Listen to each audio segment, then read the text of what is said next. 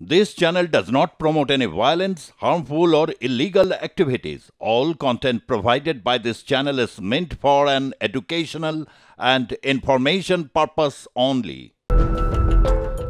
আর plus news রুমে আজকে যিনি আমাদের অতিথি তাকে আমরা সবাই চিনি, কলকাতা বইমেলার অন্যতম পুরোধা পুরুষ ত্রিদীপ কুমার চট্টোপাধ্যায়।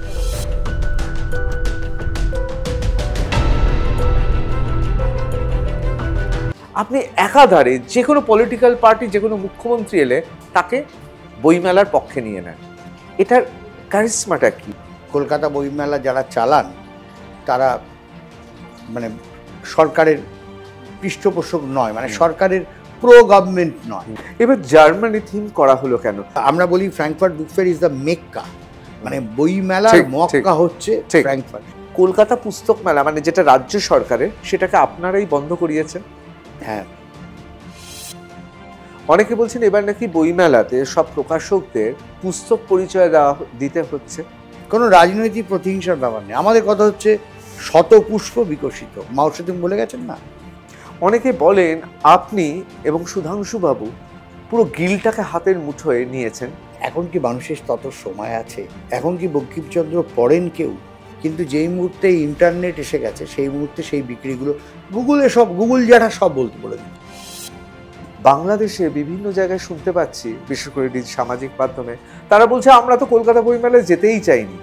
আবার আমাদের এখানকার লোকজন বলছে আমরা তো বাংলাদেশকে আমন্ত্রণই জানাইনি। কোনটা ঠিক?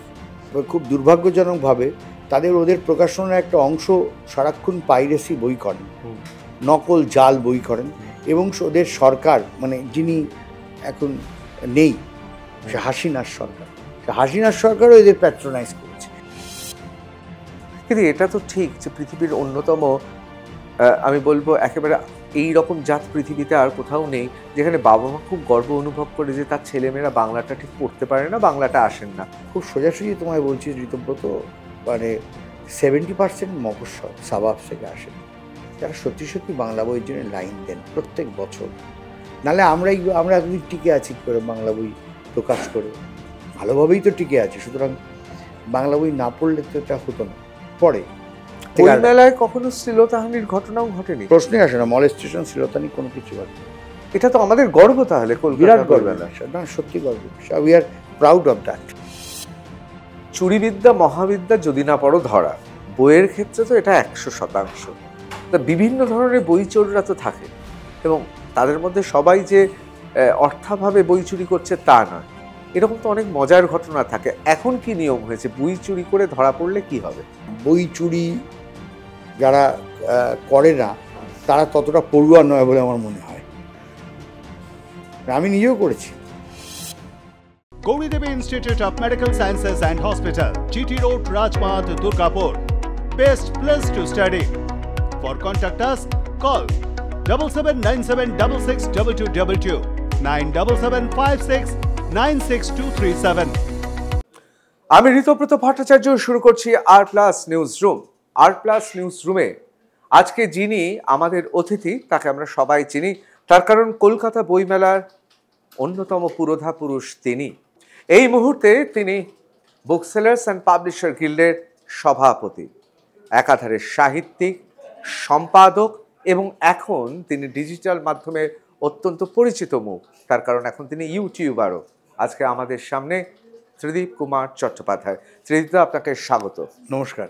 আমি যতগুলো আপনার পরিচয় বললাম, প্রত্যেকটা পরিচয় সত্যি স্বীকৃত, কিন্তু আরও একটি পরিচয় যেটা অতটা স্বীকৃত নয়, কিন্তু সাংবাদিক হিসেবে বলতে পারি একমাত্র জগমোহন ডালমিয়া ছাড়া আন্তর্জাতিক স্তরে এইভাবে বইমেলাকে, উনি যেমন ক্রিকেটকে নিয়ে গিয়েছিলেন, বইমেলাকে আর কেউ নিয়ে যায়নি।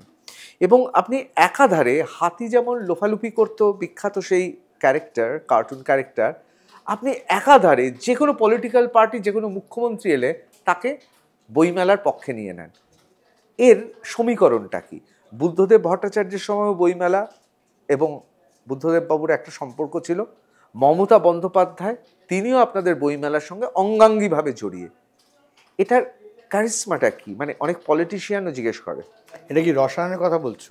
রসায়নটা কি? হ্যাঁ, রসায়নটা খুব আসল রসায়নটা হচ্ছে আমাদের সৌভাগ্য এটা বলতে হবে যে বুদ্ধদেব ভট্টাচার্য আদ্যন্ত সাহিত্য সংস্কৃতিপ্রেমী মানুষ ছিলেন। আর বর্তমান মুখ্যমন্ত্রী তাকে বা বুদ্ধদেব ভট্টাচার্যকে কেউ পছন্দ করলো বা না করলো রাজনৈতিকভাবে সেটা বড় কথা নয়, কিন্তু আমরা অত্যন্ত সৌভাগ্যবান যে এরা দুজনেই সাহিত্য এবং সংস্কৃতিপ্রেমী, মমতা বন্দ্যোপাধ্যায় এবং তার পূর্বসূরি বুদ্ধদেব ভট্টাচার্য। ফলে যখনই সমস্যা হচ্ছে, যেমন বুদ্ধদেব ভট্টাচার্য যখন মুখ্যমন্ত্রী হলেন তার আগে একটা কলকাতা বইমেলার সঙ্গে সিপিআইএম মানে বামফ্রন্টের একটা ঝগড়া ছিল। ঝগড়াটা এরকম যে ওরা মনে করতেন যে কলকাতা বইমেলা যারা চালান তারা মানে সরকারের পৃষ্ঠপোষক নয়, মানে সরকারের প্রো গভর্নমেন্ট নয়, তারা বিরোধী। তো বুদ্ধদেববাবু এসে আমাদের সঙ্গে বসে ওনার ধারণাটা ভ্রান্ত প্রমাণিত করল। এবং এটা ঘটনা যে যখন বইমেলা পুড়ে গিয়েছিল তখন মমতা বন্দ্যোপাধ্যায় ছুটে এসেছিলেন, তখন তো উনি 1997, তখন তো কোথাও পার্ক স্ট্রিটে তখন হচ্ছে, হ্যাঁ ময়দানে, এবং সেবার থিম ছিল ফরাসি দেশ। হ্যাঁ, তোমার দেশ না, তোমার দেশ ভারত। তুমি যে বিষয়ে বিশেষজ্ঞ সিনেমা এবং ফ্রান্স, সেই দেশ ছিল সে বছর আমাদের ফোকাল থিম কান্ট্রি।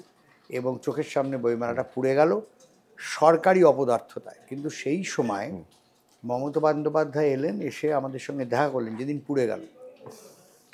আমাদের এসে বললেন যে কি অবস্থা, না সরকার পুরোপুরি আছে সঙ্গে, এটা নিয়ে আপনি চিন্তা করবেন না। বলে না, কোনো সমস্যা হলে ডাকবেন, আমি এখানে রাজনীতি করতে আসিনি, বইমেলা যেন সুষ্ঠুভাবে আবার ফিরে আসে এটার জন্যই সাপোর্ট দিতে এসেছি, নাম্বার 1। নাম্বার 2 হচ্ছে, ঘটনা মনে পড়ে যাচ্ছে, বইমেলার সময় আমাদের এগেনস্টে একটা মামলা হয়েছিল, ক্রিমিনাল মামলা, ন্যাচারালি যেটা হয়।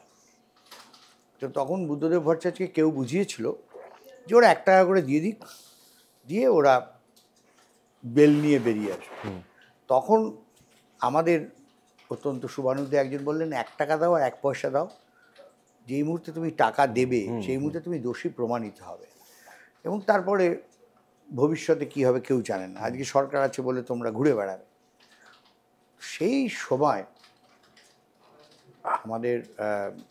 আমার সহপাঠী ছিল জ্যোতিপ্রিয় মল্লিক, সে একটা অ্যাম্বাসাডার গাড়িতে করে, এখন তো মন্ত্রী, তারপর অনেক বিতর্ক তাকে নিয়ে, সে অ্যাম্বাসাডার গাড়ি নিয়ে ব্যাংশাল কোর্টের সামনে চলে এলো। আমাকে বললো, তুই শোন, সুধাংশুদা কোথায়? কি বললো, খবরদার 1 টাকা দিয়ে রাজি হবি না। কেন? হ্যাঁ, আমাকে বলেছেন বুদ্ধদেব ভট্টাচার্যের যিনি প্রাইভেট সেক্রেটারি তখন অংশুসুর, উনি বলেছেন। বলে না না, এগুলো সব চক্রান্ত। তো আমি বলছি, এই যে পরিবেশ তোমাকে এই বোঝাতে চেষ্টা করলাম যে রাজনৈতিকভাবে পরস্পরের প্রতিদ্বন্দ্বী হওয়া সত্ত্বেও দুজনেই কলকাতা। এবং ইন্টারেস্টিংলি, তো আরেকটা ইন্টারেস্টিং ঘটনা বলি, সেটা হচ্ছে বুদ্ধদেব ভট্টাচার্যের প্রত্যেক বছর বইমেলার সময় আসতেন। 2-3 দিন হয়ে যাওয়ার পরে উনি আমাদের গিল্ডের দোতলায়, তোমার মনে আছে ময়দানে যখন বইমেলা হতো, এসে বলতেন, ত্রিদি ওটা সুধাংশুকে ডাকুন তো। সুধাংশু এবারে কী ছেপেছেন আপনার নেত্রীর? তো সুধাংশু হয়তো বললো, এবারে এই ছেপেছি। এসছিল? তো না, আসেনি। যান গিয়ে কালীঘাটায়, ত্রিদিবা আপনি সঙ্গে যান, গিয়ে ওনাকে নেমন্তন্ন করে আসতেন। তার মানে বুদ্ধবাবু মমতা বন্দ্যোপাধ্যায়কে আমন্ত্রণ জানাতে আপনাদের বলতেন? এবং আমাদের বলতেন, শুধু না, আমাদের পাঠাতেন। সেই সময় রাত্রিবেলায় আমি একাধিকবার কালীঘাটে গেছি, মমতা বন্দ্যোপাধ্যায়ের ছোটো ঘরে মুড়ি খেতে খেতে রাত্রির 11টা, সেই পুরনো ঘর।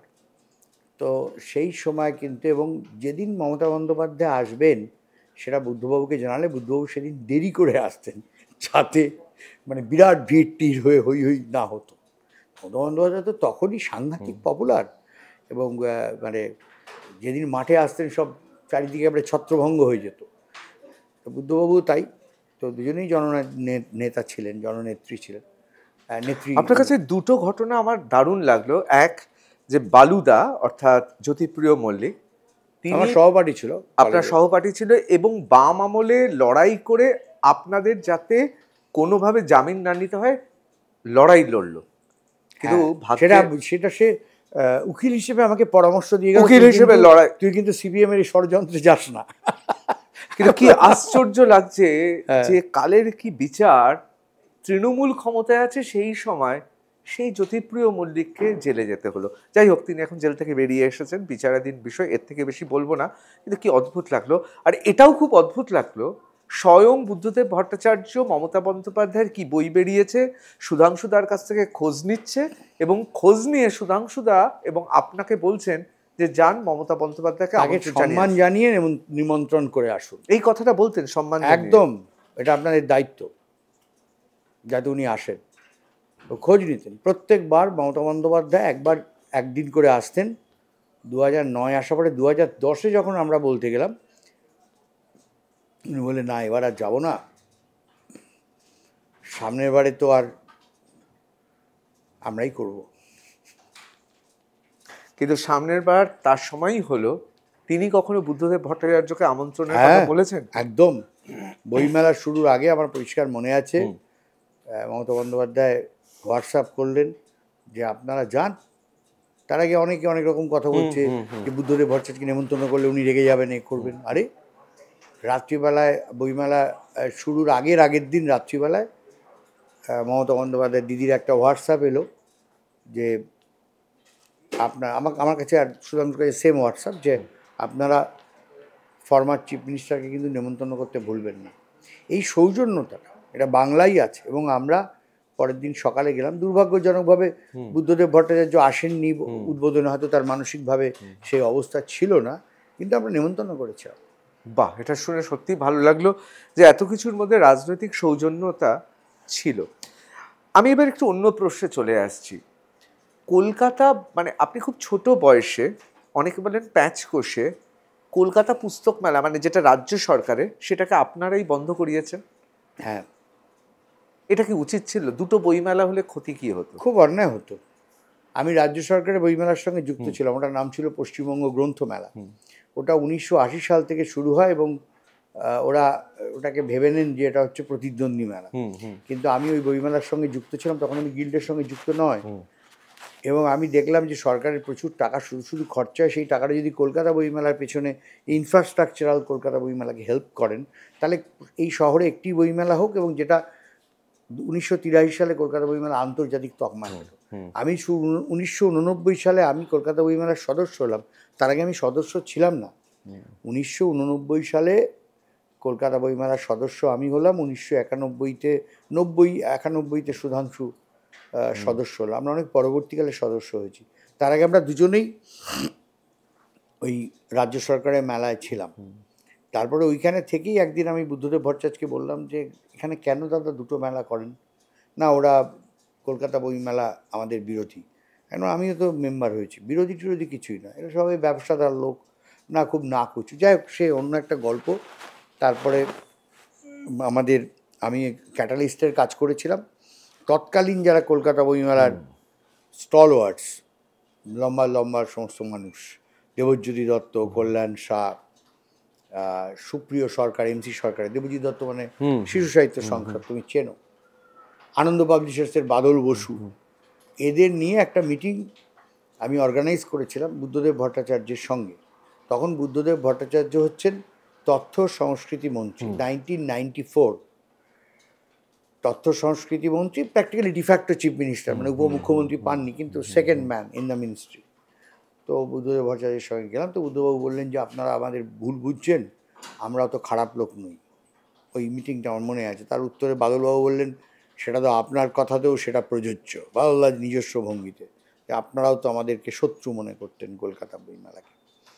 তো তারপরে খুব সুন্দর একটা মিটিং হলো এবং 1994 সালে সরকার সিদ্ধান্ত নিল যে 1995 সাল থেকে কলকাতা একটি মেলা হবে, সেটা কলকাতা বইমেলা। এবং সে বছরই ঠিক হলো টু সেলিব্রেট দ্য অকেশন, এই বিশেষ সময়টা উদযাপন করার জন্য পশ্চিমবঙ্গ হবে সেবারের ফোকাল থিম স্টেট। এবং রাজ্যপাল তখন, তোমার মনে আছে বোধহয়, নুরুল হাসান ছিলেন। তার জন্য একটা একটি চেয়ার দিল, বিশেষ চেয়ার তৈরি, বিশেষ চেয়ার ছিল। সেই চেয়ারের ভাড়া ছিল তৎকালীন 10,000 টাকা। যেদিন মারা গিয়েছিলেন নুরুল হাসান, আমরা তাকে দেখতে গিয়েছিলাম, দেখি লোকটা হাউ করে কাঁদছে। মানে ওর তো প্রায় মাসে 4-5 বার ওই চেয়ারটা দিতে হতো, এবং 10,000 টাকা করে তৎকালীন সময় ওর ইনকাম ছিল। তো সেই নুরুল হাসানের জন্য চেয়ার এবং ডায়াসটাকে বিশেষভাবে তৈরি করা হলো। নুরুল হাসান উদ্বোধন করেছিলেন, জ্যোতিবাবু ছিলেন অত্যন্ত প্রধান। পণ্ডিত মানুষ ছিলেন। অসাধারণ জ্ঞানী এবং পণ্ডিত, অসাধারণ মানুষ, মানুষ হিসেবে কোনো তুলনা হবে না, খেতে খুব ভালোবাসছেন। তো জ্যোতি বসু আর ওই নুরুল হাসান করলেন এবং ওরকম চোস্ত অক্সফোর্ডিয়ান ইংরেজিতে কথা বলার মানুষ অসাধারণ, এখন খুবই কম। কোথাও কি মনে হয় এই কলকাতা বইমেলার সঙ্গে সঙ্গে আপনার তো বিচিত্র অভিজ্ঞতা হয়েছে যে বুদ্ধিজীবী বা বিদ্বজন, যদিও এখন এটার একটু গালিগালাজ হিসেবেই ব্যবহার করা হয়, আমি সেই হিসেবে বলছি না, মানে ইন্টেলেকচুয়াল আর কি, আমি আতেলের কথাও বলছি না, যে ইন্টেলেকচুয়াল এই মহলটা এর একটা পরিবর্তন ঘটে গেছে। মানে আগে যাদের আমরা দেখতাম, যারা পশ্চিমবঙ্গ গ্রন্থ মেলায়, পরবর্তীকালে কলকাতা বই মেলাতে আমরা যেসব মানুষজনকে দেখতাম, তাদের সবাই যে খুব খ্যাতিমান বা সবসময় প্রচারে থাকতেন তা নয়, কিন্তু একটা আলাদা এদের মহল ছিল। এখন কি সেটা পরিবর্তন হয়ে গেছে? তারা তো কালের নিয়মে অনেকে বিদায় নিয়েছেন, যেমন ধরো শঙ্খ ঘোষ, সুনীল গঙ্গোপাধ্যায়, এদেরকে তো আমরা প্রতি মুহূর্তে মিস করি না, মানে এরা চলে গেছেন। তার ঠোঁটকাটা একটা মানুষ ছিলেন সমরেশ মজুমদার, ঠোঁটকাটা মানুষ ছিলেন নবনীতা দেবসেন, এটা তো মুখের উপর বলে দিই, সুচিত্রা ভট্টাচার্য, এরা তো সব চলে গেছেন, একটা তো শূন্যতা হয়েছে। বইমেলায় যারা দিকপাল ছিলেন তারা এখন আর নেই, তাহলে এখন কি সেই শূন্যস্থান পূরণ হয়েছে? না, আমি তো মনে করি যে পৃথিবীতে কোনো কিছু শূন্যস্থান থাকে না, একটা পরিবর্তনশীল সময়ের মধ্য দিয়ে আমরা যাচ্ছি। নতুন মানে আমাদের ঋতব্রতর ভাষায় নতুন ইন্টেলেকচুয়াল বা আতেল বা বিদ্বজ্জন বা বুদ্ধিজীবী যাই বলো, সে তারা আস্তে আস্তে উঠে আসবে, তাদের সময় লাগবে। একটা ভ্যাকুয়াম বলতে চেয়েছি, এটা কিছুটা হলেও একটা শূন্যতা তো আছে, একটা ভ্যাকুয়াম হয়েছে ঋতব্রত আমাদের সাহিত্য জগতেই। যদি তুমি দেখো যে সুনীল, শীর্ষেন্দু, বুদ্ধদেব গুহ, সমরেশ, সঞ্জীব, এদের পরে একটা বড় গ্যাপ, আবার তারপরে অনেকটা পরে প্রচেত, সৈকত, হিমাদ্রি, সরঞ্জিত, নতুন, মানে মাঝখানে প্রায় 15 বিরাট এর মধ্যে অনেকে লিখেছেন, অমর মিত্র, ভগীরথ মিশ্র, স্বপ্নময়, তার মধ্যে স্বপ্নময় খানিকটা পেয়েছেন, কিন্তু বাকিরা সেই জনপ্রিয়তা, কিন্তু আমি বলছি সেই যে জনপ্রিয়তা, এই যে আলো, মানে ধরো সুনীল গঙ্গোপাধ্যায় এলে একটা আলো ফুটে উঠত, শক্তি চট্টোপাধ্যায়, মানে আমি বলছি 1900 আমরা যখন খুব ছোট আমরা দেখতাম যে সবুজ রঙের শাল পরে পার্ক স্ট্রিটে, যেখানে বইমেলা হচ্ছে, তার পাশ দিয়ে এগিয়ে আসছেন বুদ্ধদেব বসু, সাদা রঙের বুদ্ধদেব গুহ, সরি বুদ্ধদেব গুহ, একদম বুদ্ধদেব গুহ এগিয়ে আছে, রাজপুরুষ, মানে আমার এখনো মনে আছে, চকচকে সাদা রং, গালটা একটু আপেলের মতো, অনেকে বলতো রুজ মাখেন, কিন্তু পরবর্তীকালে জেনেছি তার কিছুই মাখার দরকার নেই, এবং একটা সবুজ শাল, পাঞ্জাবি হালকা কালারে, ক্রিম বা এমন কোনো কালার খুব মানানসই, তিনি নিজেও জানতেন কোনটা পরলে দেখতে ভালো লাগে, তিনি হেঁটে আসছেন। আবার এক জায়গায় দেখছি একদল ছেলে, সাধারণ ছেলে, তাদের সঙ্গে সুনীল গাঙ্গুলি গল্প করছেন। আবার আমরা গৌতম চট্টোপাধ্যায়কে দেখেছি মহিনের ঘোড়াগুলি বইমেলায় একেবারে ঘাসে বসে গিটার নিয়ে একদল তরুণ তরুণীর সঙ্গে গান গাইছেন। আমরা তো এগুলো দেখেছি। আমরা সমরেশ বসুকে দেখেছি লিটল ম্যাগাজিনের স্টলে গিয়ে তিনি চা খাচ্ছেন বসে বসে কাগজের কাপে। এই যে ছবিটা আমাদের মনে গেঁথে রয়েছে পার্ক স্ট্রিটের বইমেলা, আজকে সল্টলেক, আমি বলবো না সল্টলেক পার্ক স্ট্রিটের থেকে কোনো অংশে কম, বরং অনেক অংশে এগিয়ে আছে সল্টলেকের গ্রাউন্ডটা, কিন্তু কোথাও কি মনে হচ্ছে এই ছবিগুলো আর পাচ্ছি না, কর্পোরেট চাপে, বিজ্ঞাপনের চাপে সেই ছবিগুলো হারিয়ে যাচ্ছে? না না, ছবি কোনোটাই হারায় না, এক একটা সময় এক একটা ছবি থাকে। আমরা এখনকার সময় আবার বেশ কিছু, তুমি জানো, তুমি তো মানে বর্তমানের সঙ্গে সবসময় নিজেকে আপডেট করো, সেই জন্যই বলছি যে এখন একটা বড় সংখ্যক কিন্তু প্রচেত, সৈকত, এদের পরেও যারা কিন্তু এই ফেসবুক বা এই সোশ্যাল মিডিয়ার থেকে উঠে এসছেন, তাদের পপুলারিটি কিন্তু অসম্ভব সাংঘাতিক পপুলারিটি। আমি এরকম বেশ কয়েকজন, কারণ বলছি না, তাদের এক একটা বই এক এক মাসে প্রায় 1000 কপি বিক্রি হয়ে যাচ্ছে, এবং তারা এলে মানুষ পাগলের মতো ছুটে যাচ্ছে। আমরা দেখেছি কালনা বইমেলা তাদের পক্ষ থেকে গেছেন, প্রচুর মানুষ ভিড় করেছেন স্টলে, তো বা বর্ধমান বইমেলা, তো সুতরাং কোনো কিছু শূন্যতা নেই। এখন সুনীল গঙ্গোপাধ্যায় বা সমরেশ বসু বা সমরেশ মজুমদার, শীর্ষেন্দুদা ততটা আসতে পারেন না বয়সের চাপে, সঞ্জীব চট্টোপাধ্যায় 92 বছর বয়স, প্রফুল্লদা খুবই অথর্ব হয়ে পড়েছেন, মণিশঙ্করবাবুও তাই, শঙ্কর। কিন্তু যারা নতুন জেনারেশন আছে তাদেরও কিন্তু ক্রেজ কম না। অবশ্যই এখানে ত্রিদীপদা আমি বইমেলার একজন উদ্যোক্তা পুরোধা পুরুষ হিসেবে প্রশ্ন করব না, আমি এবার প্রশ্নটা করব আমাদের পরম শ্রদ্ধেয় দীনেশবাবুর ছেলে, সম্পাদক এবং সাহিত্যিক ত্রিদীপ কুমার চট্টোপাধ্যায়কে। আপনার কি মনে হয় না যারা ফেসবুক থেকে বিভিন্ন ছোট ছোট নতুন প্রকাশক এবং তাদের সত্যি বিক্রি খুব বেশি, এবং আমাজন থেকে শুরু করে বিভিন্ন জায়গায় বইয়ের অর্ডার ব্যাঙ্গালোর থেকে, চেন্নাই থেকে, দিল্লি অনেক জায়গায় চলে যাচ্ছে, কিন্তু কোথাও মনে হয় না যে সাহিত্য গুণ একসময় ছিল সেটা কালকুটের হতে পারে, সমরেশ বসুর হতে পারে, সুনীল গাঙ্গুলির হতে পারে, বা আমি তিন বারুজ্যের পর থেকে যারা এসেছেন যারা সাহিত্য গুণে পূজিত হতেন, আর এখন যে সমস্ত বইগুলো বেরোচ্ছে সেগুলো আসলে রহস্য রোমাঞ্চ তৃতীয় শ্রেণীর রোমাঞ্চকর উপাদানের ঠাসা। এবার মুশকিলটা হচ্ছে কোনটা তৃতীয় শ্রেণীর কোনটা প্রথম শ্রেণীর সেটা নিয়ে এত সহজে বলা যাবে না, কারণ আমরা সবাই জানি যে একজন বিখ্যাত সাহিত্য সমালোচক একসময় শরৎচন্দ্র চট্টোপাধ্যায়কেও তৃতীয় শ্রেণীর লেখক বলেছেন, কিন্তু কালের নিয়মে শরৎচন্দ্রের জায়গায় আছে। সুতরাং আমি কোনোভাবে কোনো বিচারকের আসনে বসছে না, কিন্তু অনেকে প্রশ্ন করছেন সেই সাহিত্য গুণ, শব্দের পর শব্দ বসিয়ে যে ঠমক তৈরি হচ্ছে, একটা বাক্যের সঙ্গে আরেকটা বাক্য প্রলম্বিত যে ছায়া তৈরি করছে, না বলা কথাগুলো বাক্যের মধ্যখানে পাঠক বোঝাচ্ছে, এরকম বইয়ের সংখ্যা কি কমছে? তুমি তো একটা কবিতার পংক্তির মতো করে বললে, মনে হলো একটা কবিতা বলছো। আপনাকে দেখে না না, আমার কাব্য এসে গেল, কাব্য চলে আনন্দের বিষয়। কিন্তু আমি সেটা বলতে চাইছি যে এখন কি মানুষের তত সময় আছে? এখন কি তিস্তাপাড়ের বৃত্তান্ত লেখা হলে মানুষ পড়তো? আমার প্রশ্ন আছে, এখন কি বঙ্কিমচন্দ্র পড়েন কেউ? এখন সময় মানুষের কম। তুমি যাকে তৃতীয় শ্রেণী বলছো, আমি বলছি না, আমি বলছি যে আমরা যারা আগের জেনারেশন আমরা হয়তো মনে করছি এটা, কিন্তু এটা বিচার্য নয়।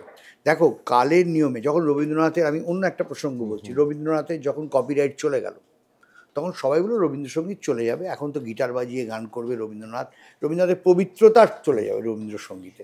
এই তো এই বাচ্চা বাচ্চা মেয়েরা তোমার পাশে দাঁড়িয়ে আছে যারা, এরা রবীন্দ্রসঙ্গীত এখনকার মতো করেই শুনছে, লগ্নজিতার গলায় শুনছে, সোমলতার গলায় শুনছে, গিটার বাজিয়ে যারা গাইছে নতুন নতুন সব ছেলেমেয়েরা রবীন্দ্রসঙ্গীত।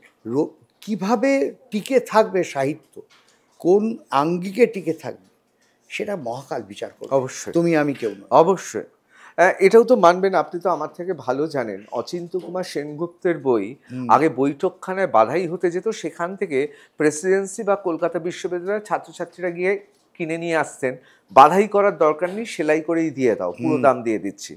আবার ঠিক সেই সময় কমল কুমার মজুমদারের 37টি বই বিক্রি হতো, তার কারণ হচ্ছে 37 জন ছাত্রছাত্রীর বাবা মাকে গছিয়ে দেওয়া হতো। আজকে এত বছর বাদে দাঁড়িয়ে কলকাতা বইমেলাতে গত বছরেও দেখেছি প্রচুর মানুষের হাতে কমল কুমার মজুমদারের রচনাবলী, এবং সেখানে অনেক জনপ্রিয় লেখক তারা হারিয়ে গেছে, অর্থাৎ কালের বিচারে কমল কুমার সেই সময় খ্যাতি পাননি। তাহলে এইরকম এটা তো শরদিন্দু ক্ষেত্রেও, শরদিন্দু যত দিন যাচ্ছে শরদিন্দু তত জনপ্রিয় হয়ে উঠছেন। অথচ এই একটু আগে তুমি যার নাম বলছিলে সমরেশ বসু, অসামান্য সব উপন্যাস লিখে গেছেন, সমরেশ বসু আস্তে আস্তে হারিয়ে যাচ্ছেন কেন কেউ জানি না। আবার হয়তো কোনো একটা সময় ভেসে উঠবেন, এটা মহাকালী বিচার করবে, তুমি আমি নিমিত্ত মাত্র। তাহলে কি বলছেন সাহিত্যটা সমুদ্রের মতো, কখনো ঢেউ একেবারে একদম পুরো সমুদ্রের মতো, ঢেউ কখনো উপরের দিকে উঠছে কখনো নামছে। তো এইভাবেই আমার মনে হয় বাংলা সাহিত্য টিকে যাবে। যদি তুমি ভেবে নাও যে আগে যেভাবে বাংলা সাহিত্য লেখা হতো সেভাবেই লিখতে হবে, তাহলে কিন্তু সাহিত্য টিকবে না। বাংলা সাহিত্য তো একটা মানে বহমান সমুদ্র বলো নদী বলো, সে তার তো কোনো কূল নেই। তো সুতরাং এই সাহিত্য এখনকার মতো করেই চলবে, রহস্য রোমাঞ্চ তন্ত্র মন্ত্র এগুলো কিছু দিনের জন্য এসছে, আবার চলে যাবে, ফিরে যাবে। এখন আবার মানুষ, দেখো এটাও যেমন সত্যি, আমি তোমাকে একটা কথা বলছি, মানুষ কিন্তু প্রবন্ধ সাহিত্য পড়ছে, তুলনামূলক প্রবন্ধ সাহিত্যের বই পড়ছে, আলোচনা সাহিত্য পড়ছে, কোথাও সেই রকম কোনো ভ্রমণ কাহিনী লেখা হলে যেখানে সমাজ এবং মানুষ প্রতিফলিত হয়েছে সেই লেখা পড়ছে না তা তো নয়। কারণ আমি তো একজন প্রকাশকও বটে, আমার কাছে তো ছাঁকনিতে আমি দেখে নিচ্ছি কী ধরনের বই বিক্রি হচ্ছে। ঐতিহাসিক লেখা প্রচুর বিরাট জনপ্রিয় এখন, ইতিহাস নির্ভর লেখা। শরদিন্দুর পরে তো একটা বিরাট গ্যাপ হয়েছিল, কিন্তু এখন নতুন জেনারেশন যারা লিখছেন, নতুন প্রজন্মের সাহিত্যিকরা প্রবল জনপ্রিয়, প্রবল, মানে এটা আমি দায়িত্ব নিয়ে বলছি। এবার যে প্রশ্নটা করবো এটা একটু টাফ টকের প্রশ্ন, আপনি খুব একটা প্রসন্ন হবেন না। আমি আমার ছাত্র অবস্থায় দেখেছি পার্ক স্ট্রিটে বইমেলা দোতলার ঘরে ফরাসি এখানকার দূতাবাস এবং ফরাসি সাংস্কৃতিক যে পরিমণ্ডল আছে তাদের সৌজন্যে সেখানে অসাধারণ সমস্ত বিদ্বজনেরা, আবার বলছি সে সময়ের বিদ্বজন কিন্তু ইন্টেলেকচুয়াল, তা এখন আবার জানেন তো বিদ্বজন বললে লোকে খেপেও যায়, তা আমরা সেই সব মানুষগুলোকে দেখছি, দিব্যেন্দু পালিত বসে আছেন, আরো অনেকে বসে আছেন, অতীন বন্দ্যোপাধ্যায় আছেন, সেখানে আমরা পুষ্কর দাশগুপ্তকে দেখতে পাচ্ছি, একদম। সেখানে অসাধারণ সব মানুষদের দেখতে পাচ্ছি, এবং তার সঙ্গে সঙ্গে আমরা ফরাসি ফেনাযুক্ত বিশেষ শ্যাম্পেন পানীয় দেওয়া হচ্ছে সেটাও দেখতে পেয়েছি। আজ বইমেলাতে তো আর সেই রকম ফরাসি সন্ধে নাবে না বা স্প্যানিশ সন্ধে নাবে না।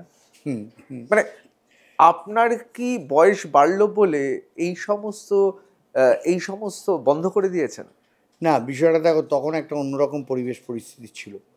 তারপরে যবে থেকে ময়দান থেকে বইমেলা, এটা তুমি তার অন্যতম এক কাণ্ডারি, ময়দান থেকে যে বইমেলা যখন গেছিল তখন তোমরা প্রচণ্ডভাবে যাতে যায় তার ব্যবস্থা করেছো সবাই মিলে, সাংবাদিকরা, যে পলিউশন হচ্ছে, দূষণ হচ্ছে, বুঝেছো তো। তারপরে যখন আপনার মনে পড়ে পার্ক স্ট্রিট? মনে পড়ে, আমি তো সেক্রেটারি ছিলাম। আপনার মনে পড়ে মানে ভেতরে ভেতরে ওই ছবিটা মনে আছে যে তুমি আমাকে তাড়া করছো? না না, সেটা না। হ্যাঁ, এরকম ঘটনা কিন্তু প্রচুর ঘটেছে, আমাদের খুব মজার মজার স্মৃতি আছে দুজনে। তো সেখান থেকে যখন আমরা চলে এলাম তখন ওই তোমার মনে আছে কিনা জানি না, নিশ্চয়ই মনে আছে, ভাস্কর ভট্টাচার্যর বেঞ্চে বলা হয়েছিল যে গিল্ড পাবলিকের টাকায়, তখন তো টিকিট ছিল, ঠিক, পাবলিকের টাকায় নিজেরা ফুর্তি করে এবং রাত্রিবেলা হলেই শ্যাম্পেন, হুইস্কি আদৌ হতো না, একবারই হতো, এবং সেটা না এবং সব শেষ দিনে হতো, তুমি জানো। কিন্তু সেটা ওই এটা অ্যাকসেপ্টেড হয়ে গেল। তখন থেকে আমরা ঠিক করলাম যে না, বইমেলার মাঠে আর আমরা তো টিকিটটা তুলেও দিলাম, কর্পোরেটদের উপর নির্ভর করলাম, ক্যারেক্টারটাও পাল্টে গেল খানিকটা অবশ্যই। আর এই নেশা মানে সুরা পান, এটা বইমেলায় বন্ধ হয়ে গেল। আসলে ওটা তো প্রতীকই ছিল, ব্যাপারটা তো প্রতীকই, আনন্দের উদযাপন, এবং এটা ঘন্টাটা বেজে যাওয়ার পর, হ্যাঁ, ঘন্টা বেজে যাওয়ার পর আমাদের জায়গায় আমরা বসে, তুমিও জানো অবশ্যই, তুমি থাকতে সেখানে। অবশ্যই আমি থাকতাম, এখনো আমার মনে আছে স্পষ্ট। সুব্রত দত্তগুপ্ত থাকতেন, এটা মারা গেছেন, তুমি বোধহয় মারা গিয়েছেন। আরেকজনের কথাও খুব মনে হয়, আমার মনে হয় বাংলা কবিদের মধ্যে অন্যতম সুদর্শন কবি, নীল জিন্স আর ডেনিম পরে জয়দেব বসু, কবি জয়দেব বসু। আমাদের থেকে অনেকটা ছোট, অনেক ছোট, খুব অল্প বয়সেই মারা গেল। মানে সেসব একটা অন্যরকম দিন ছিল। অপূর্ব ছেলে জয়দেব। সন্দীপন চট্টোপাধ্যায় বিখ্যাত সাহিত্যিক, তিনি আমাদের আলাদা করে বাচ্চাদের ধরে, যারা ছাত্র তাদের ধরে ক্লাস নিচ্ছেন, হ্যাঁ, এবং তার ক্লাসের বিষয় ছিল বাংলা ভাষায় খিস্তি খেউ কিভাবে ব্যবহার করা উচিত, কোথায় করা উচিত। মানে এসব একটা অন্য দিন ছিল, এ বিষয়ে কোনো সন্দেহ নেই। অন্য দিন ছিল। সন্দীপনের পেছনে লাগতেন সুনীল গঙ্গোপাধ্যায়, হঠাৎ সন্দীপন ঢুকেছে, সুনীলদা বলছেন কিরে পশু কেমন আছিস, ওনার আসল নাম ছিল পশুপতি চট্টোপাধ্যায়। হ্যাঁ, তো ওকে সমস্ত কলকাতা কর্পোরেশনের সবাই দূর দিয়ে যখন যেত, পশু পশু পশু পশু করতো, আর প্রচণ্ড রেগে যেত। তো এইসব কিন্তু সন্দীপনদা রাখছেন না। সন্দীপনদা বললেন, হ্যাঁ তুই যখন মগে করে চা নিয়ে আসতিস এ থেকে, দোকান থেকে, খেতে পেতিস না, সেই সময় আমি খেতে পেতাম।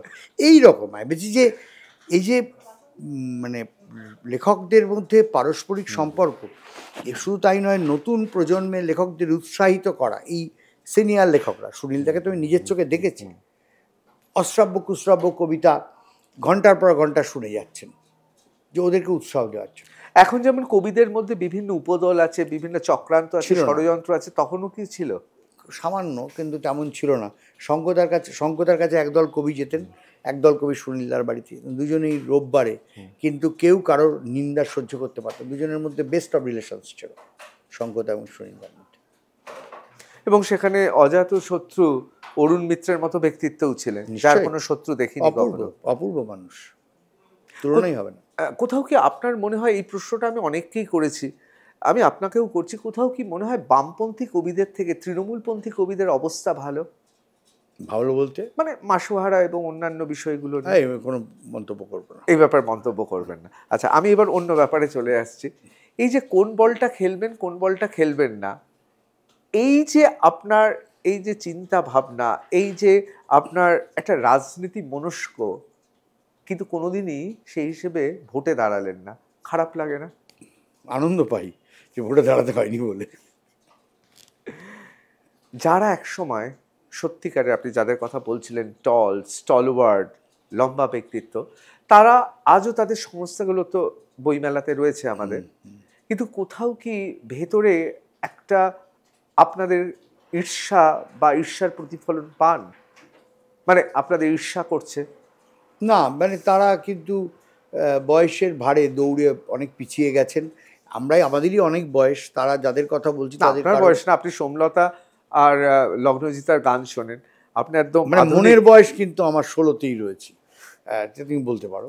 কিন্তু এই যাদের কথা বলছি তারা প্রায় 80 ছুঁই 80, 78, তাদের আর শরীর দিচ্ছে না, ফলে আর আমাদের ঈর্ষা করবেন কোথার থেকে? একসময় বিরোধিতা করেছেন, তুমি সবই জানো, এটা থাকেই, মানে যে কোনো সংগঠনে থাকে। কিন্তু কোথাও এসে কি এই মুহূর্তে সবাই একসঙ্গে হ্যাঁ, একসঙ্গে আছে সবাই মোটামুটি, ঈশ্বর ব্যাপারটা থেকে সবাই সরে গেছে, সঙ্গেই আছে। Gauridevi Institute of Medical Sciences and Hospital, GT Road, Rajpath, Durgapur. Best place to study. For contact us, call 7797662222, 9775696237. অনেকে বলেন আপনি এবং সুধাংশু বাবু পুরো গিলটাকে হাতের মুঠোয় নিয়েছেন। অনেকে এক ধাপ এগিয়ে বলেন আপনারা দুজনে ভাগাভাগি করে গিলটাকে গিলে ফেলেছেন। তোমাদের যা মনে হয় তাই বলো, আমি কি বলবো, আমার তো কিছু বলার নেই। আপনার কি মনে হয় কখনো কখনো সংস্থা চালাতে গেলে কোথাও কোথাও কাউকে নেতৃত্ব এবং সেই নেতৃত্বটা অটুট রাখতে হয়, যেটা মমতা বন্দ্যোপাধ্যায় তৃণমূলের ক্ষেত্রে, সরকারের ক্ষেত্রে রাখতে পারে, বইমেলার ক্ষেত্রে আপনি এবং আপনার সঙ্গে অবশ্যই সুধাংশুবাবু সেই কাজটাই করেছেন? করতে তো হবে, এটা তো তোমাকে বলছি, আমাদের একটা অ্যাসোসিয়েশন আছে অনেক প্রাচীন, publishers and booksellers association of Bengal, বঙ্গীয় প্রকাশক ও পুস্তক বিক্রেতা সভা। সেটা অত্যন্ত ঐতিহ্যমণ্ডিত, প্রায় 120 বছর বয়স। সংগঠনটা কোনো নেতৃত্ববিহীনতায় একদম শেষ হয়ে গেল, কিন্তু গিল্ডে আমরা সেই ব্যাপারটা কিন্তু হতে দিইনি। সেখানে কোনো কোনো ক্ষেত্রে আমাদের কঠোর হতে হয়েছে, কোনো কোনো ক্ষেত্রে যদি তোমরা বলো একনায়কতন্ত্র, সেই একনায়কতন্ত্র করতে হয়েছে।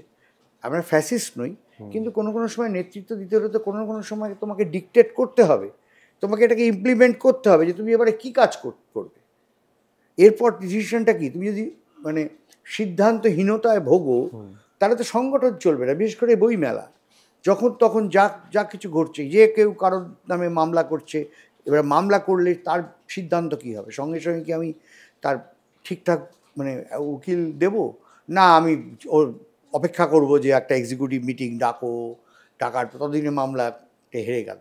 এইগুলো একটা সময় হয়েছে গিল্ডে। কিন্তু কোথাও কি আপনার মনে হয় যে অভিযোগটা দিনের পর দিন শুনে আসছি, সেটা কি সত্যি? দেশ, পত্রভারতী এরা খুব ভালো জায়গা পায়, বাদ বাকিদের অন্য জায়গায় না, সরিয়ে দেওয়া হয়? এখন সেটা আর নেই।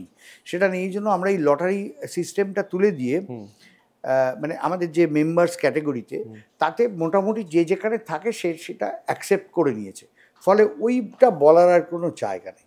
আগে কি লটারিতে এদিক ওদিক হতো? লড়াই হতো, সবাই বুঝলো যে না, লড়াই করে লাভ নেই, যে যেটা পছন্দ হয় না। এটা সুধাংশুর ক্রেডিট, সবার সঙ্গে আলাদা আলাদা করে কথা বলে একটা অ্যামিকেবল সেটেলমেন্টের মধ্যে আছে। এবার আমি একটা অন্য প্রশ্নে আসছি। বিখ্যাত বাংলা গান, মানে কে প্রথম কাছে এসেছি, কে প্রথম দূরে গেছে, বাংলাদেশ না কলকাতা বইমেলা? বাংলাদেশে বিভিন্ন জায়গায় শুনতে পাচ্ছি, বিশেষ করে সামাজিক মাধ্যমে, তারা বলছে আমরা তো কলকাতা বইমেলায় যেতেই চাইনি। আবার আমাদের এখানকার লোকজন বলছে আমরা তো বাংলাদেশকে আমন্ত্রণই জানাইনি। কোনটা ঠিক? দেখো, 1996 সাল থেকে বাংলাদেশ নিয়মিত অংশগ্রহণ করেছে, এবং খুব দুর্ভাগ্যের বিষয় হচ্ছে যে আমরা টাইমস উইদাউট নাম্বার বাংলাদেশে গেছি এই 21 শতাব্দীতে। মাঝে ওরা একটা ছোট মেলা করতো যেখানে ভারতীয় বই থাকতো, সেটা বন্ধ করে দেয়। তারপর আমরা বারবার বলেছিলাম যে আপনারা যদি 21-এর বই মেলায় আমাদের জায়গা নাও দিতে পারেন আপনাদের পলিসি অনুযায়ী, আপনার একটা আলাদা ইন্টারন্যাশনাল বুক ফেয়ার করুন যেখানে ভারতীয় বই, অন্যান্য দেশের বই রাখবেন। ওরা রাজি হয়, কিন্তু মানে বাস্তবায়িত হয় না বিষয়টা। অদ্ভুত ব্যাপার হচ্ছে যে আমাদের একটা কথা আছে যে যা আমরা হয়তো মনে মনে চাই সেটাই ঘটলো। ওদের ঘটনাক্রম এমন একটা জায়গায় গিয়ে পৌঁছলো, ওখানকার সঙ্গে ভারতের রাজনৈতিক সম্পর্ক, ভূ রাজনৈতিক সম্পর্ক বলতে পারি, তাতে আমাদের কাছে ওদেরকে আমন্ত্রণ জানানোর কোনো উপায় রইল না। আমরা ওদেরকে পরিষ্কার জানালাম যে আপনারা প্রপারলি মানে আমাদের মিনিস্ট্রি অফ এক্সটার্নাল অ্যাফেয়ার্স, পররাষ্ট্র দপ্তরের মাধ্যমে আমাদের কাছে অ্যাপ্লিকেশান আপনারা জমা দিন, এবং সেটাও হতে হবে যেটা বরাবর ওরা করতো, সেটা হচ্ছে ডেপুটি হাই কমিশন কলকাতায় যে রয়েছে। কিন্তু তারাও তো সিদ্ধান্তহীনতায় ভুগছে, তারা কোনো চিঠিই দিল না আমাদের। এবার তারা চিঠি দিলে আমরা দিতাম কি দিতাম না সেটা অন্য প্রশ্ন, সেটা আমরা তখন হয়তো আমাদের রাজ্য সরকার বা কেন্দ্রীয় সরকারের কাছ থেকে পারমিশন নিতে হতো। কিন্তু তারা তো কোনো চিঠিই দেয়নি গিল্ডকে। যদি দিত তখন যেটা হতো। আর কে কি বললো সমাজবাধ্য হবে এরকম কোনো ব্যাপার নেই। দেখো, সাহিত্যের কোনো সীমারেখা হয় না, এটা আমি বিশ্বাস করি। তুমি আমার মানে পাকিস্তানি অথরের বই এখানে বিক্রি হবে না, এটা তো হতে পারে না, হতেই পারে না। কেন হবে না? অবশ্যই। তো আমাদের হুমায়ুন আহমেদ এখানে যথেষ্ট জনপ্রিয়, হুমায়ুন আজাদ, আখতারুজ্জামান ইলিয়াস, আমি বলতেই যাচ্ছিলাম হ্যাঁ, তারা তো সব, ইমদাদুল হক মিলন, এদের বই এখানে প্রচুর প্রকাশক করেছে, এমনকি আমার পত্রভারতী থেকেও প্রকাশিত হয়েছে। তো সেখানে সে বইয়ের তো বিক্রি কিছু কম বেশি হয়নি।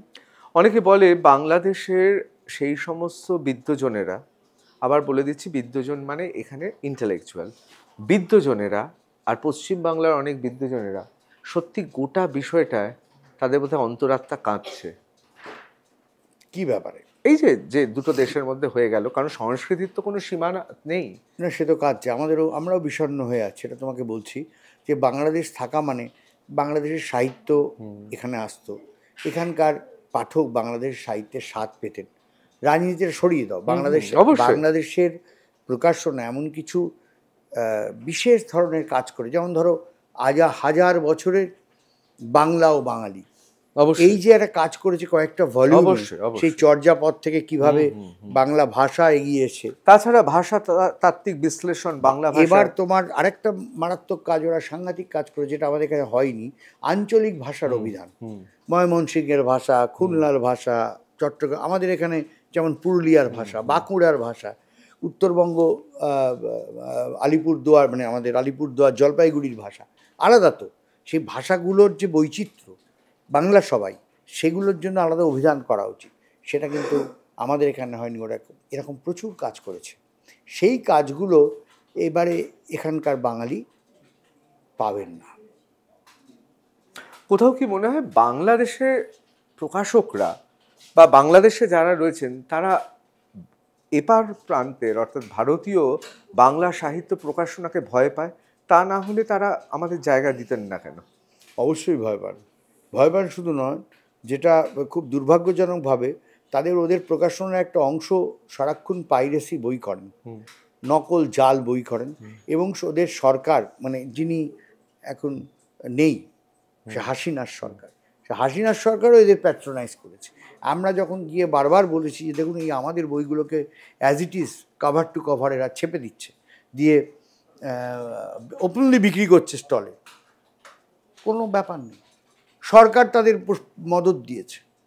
এবং সেই কারণেই ওরা ভয় পায় যে আর আসল বই, এমনি ভারতীয় বই কিন্তু ওখানে বিক্রি হয়, এখনও হচ্ছে, এখান থেকে বই যাচ্ছে, কুরিয়ারে যাচ্ছে, এলসিতে যাচ্ছে, কিন্তু সেটা পার্টিকুলার দোকানে হচ্ছে। যেই মুহূর্তে তুমি বই মেলায় দিয়ে দিচ্ছ বইটাকে, তাহলে সবার সামনে, চোখের সামনে চলে আসছে, কোনো আবদ্ধ জায়গায় থাকছে না। সেইটা হওয়া মানে এই জাল বইয়ের বিক্রেতারা কিন্তু সিঁদুরে মেঘ দেখছে, যাদের জাল বই কেউ আর কিনবে না। আর গিল্ড যদি উদ্যোগ নিয়ে সবার বই নিয়ে ওখানে পৌঁছে যায়, তো দামও মানুষের নাগালের মধ্যে থাকবে। এখন ওখানে ভারতীয়, ধরো আমি তোমাকে একটা উদাহরণ দিচ্ছি, ধরো নিমাই ভট্টাচার্যের মেম সাহেব, এই বইটার ভারতীয় মুদ্রার দাম হচ্ছে 300 টাকা। বাংলাদেশে যারা পাইরেট ছাপছে তারা ওটা 400 টাকা মানে বাংলাদেশ টাকায় বিক্রি করছে। আর এই 300 টাকার অরিজিনাল বইটা যদি বাংলাদেশে যখন এক্সপোর্ট হয়ে যাচ্ছে, ওরা ট্যাক্স চাপিয়ে নিজেদের প্রফিট করে এই 300 টাকার নিমাই ভট্টাচার্যের বইটা বিক্রি করছে 700 টাকায়। তাহলে সাধারণ পাঠক কী করবে? সে 400 টাকার জাল বইটাই কিনবে। তার কাছে তো জাল আর অরিজিনালে কি এসে গেল? তা তো বইটা পড়ার নিয়ে কথা, আমি জাস্ট বোঝানোর জন্য বলছি। এইভাবে সুনীল্লা থেকে আরম্ভ করে সব। কিন্তু যেই মুহূর্তে ওখানে একটা বইমেলা হবে, যেখানে সবার বই লোকে নেড়ে ছেড়ে ছেলেমেয়েরা, ওখানকার মানুষরা দেখার সুযোগ পাবে, তখন পরিস্থিতি ঘুরে যাবে। তখন মানুষ আর জাল বই কিনবে না, এবং ভারতীয় বই ওখানে সহজলভ্য এবং সস্তা হয়ে যাবে।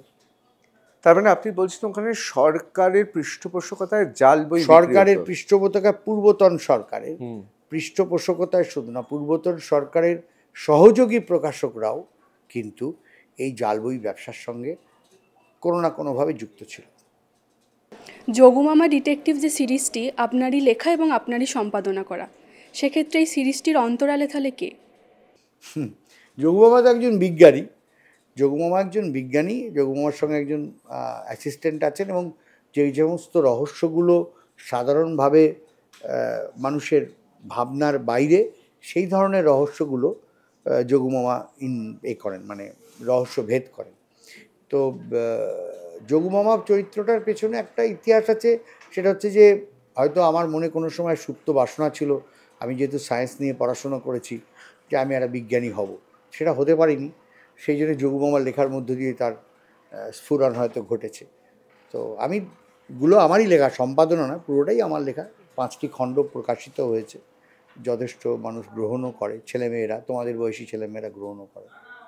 আমার এই প্রসঙ্গে বারবার মনে পড়ে যায় আপনার পিতা, আমাদের সবার সম্মানীয় দীনেশচন্দ্র চট্টোপাধ্যায়ের কথা। তার লেখা তো পড়েছি, দুরন্ত সমস্ত লেখা, মানে এমন সমস্ত লেখা এখনো চোখের সামনে আমার কিশোর ভারতীর সেসব ছবিগুলো ভাসছে। কোথাও কি মনে হয় না যে এই বইমেলা করতে গিয়ে, এত কিছুতে নিমজ্জিত হয়ে গিয়ে আপনার লেখালেখিটা কোথাও কোথাও আরও প্রসারিত হতে পারত? হ্যাঁ, আমি তোমার সঙ্গে সহমত, আমার এটা মনে হয়। কিন্তু ঘটনা হচ্ছে, তোমার সব কিছু আমি মনে করি প্রিডেস্টিনড, পূর্ব নির্ধারিত থাকে। এবার বইমেলার সঙ্গে আমার যুক্ত হওয়া পূর্ব নির্ধারিত ছিল হয়তো, এইভাবে দায়িত্ব ঘাড়ে এসে পড়া এটাও হয়তো পূর্ব নির্ধারিত ছিল। তোমাকে একটা মানে আনন্দের কথা বলতে পারি, যে যেটা আমার এই প্রকাশনা এবং কিশোর ভারতী পত্রিকা প্রতি মাসে সম্পাদনা, এখন আমাদের একটা টিম হয়ে গেছে সম্পাদনার। আর আমার মেয়েরা সরাসরিভাবে, তুমি জানো, বড় মেয়ে একটি ইংলিশ প্রকাশনা এবং আমাদের বি বুকস নামে, এবং পত্রভারতীও দেখে। ছোট মেয়েও পুরোপুরি পত্রভারতী যোগ দিয়েছে। এই যে বইমেলাতে পত্রভারতী স্টল ম্যানেজ করা, এভরিথিং ওরা করে। ফলে আমার ওইখানে অতটা চাপ নেই। ফলে আমি এখন লেখালেখিতে আগের থেকে সময় বেশি দিতে পেরেছি। আর বইমেলা তো একটা, দেখো, মানে একটা 12 দিনের ব্যাপার। তার আগে বছরখানেক ধরে তার প্রিপারেশন চলে, কিন্তু সেই রকম তো চাপ থাকে না। এবার জার্মানি থিম করা হলো কেন? আমি প্রথমেই বলে রাখি দর্শকদের, অসাধারণ উদ্বোধনের কার্ডটা, বিশেষ করে একটি বাংলার ছেলে এবং একটি জার্মানি মেয়ে, একদম রূপকথার মতো মনে হচ্ছে অসাধারণ কার্ডটার অঙ্গসজ্জা। কিন্তু হঠাৎ জার্মানি কেন হলো? এগুলো কি এই কারণে হয় যে অনেকে বলেন বিভিন্ন জায়গায়, চলচ্চিত্র উৎসবে, বইমেলাতে কোনো দেশকে ফোকাল কান্ট্রি নেওয়া হয় কারণ যারা কর্মকর্তা থাকেন তারা সেই দেশে বেড়াতে যাবেন বা বেড়াতে যান বলে।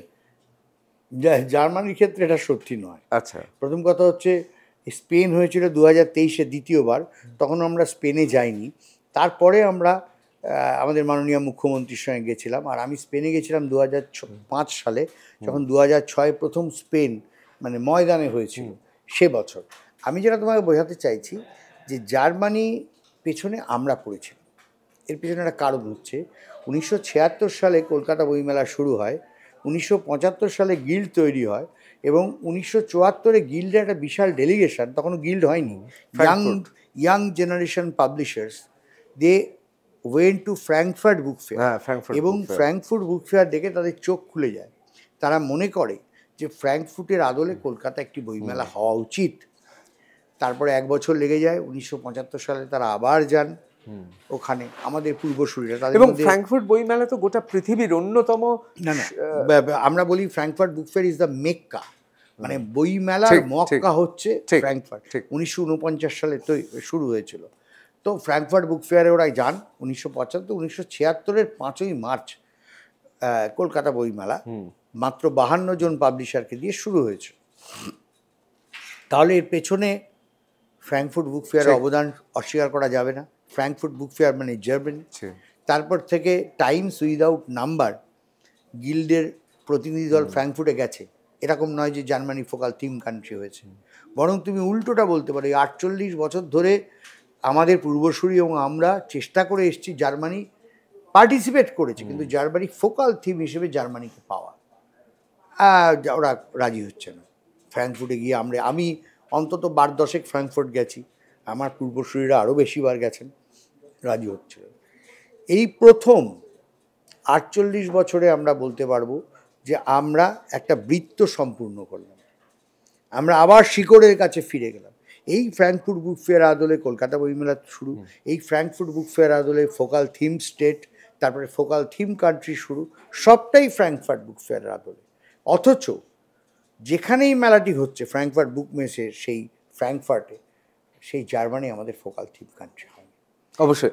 আমার এখানে একটা প্রশ্ন আছে, গুরুমারা বিদ্যা দিয়ে আজকে কলকাতা বইমেলা গোটা পৃথিবীতে সবচেয়ে বেশি ভিড় হয় যে বইমেলা তার অন্যতম, তাহলে গুরুমারা বিদ্যা দিয়ে গুরুকে এবার গুরুদক্ষিণা এভাবেও ভাবতে পারো। তবে এটা হচ্ছে যে আমরা গুরু মারতে চাইনি।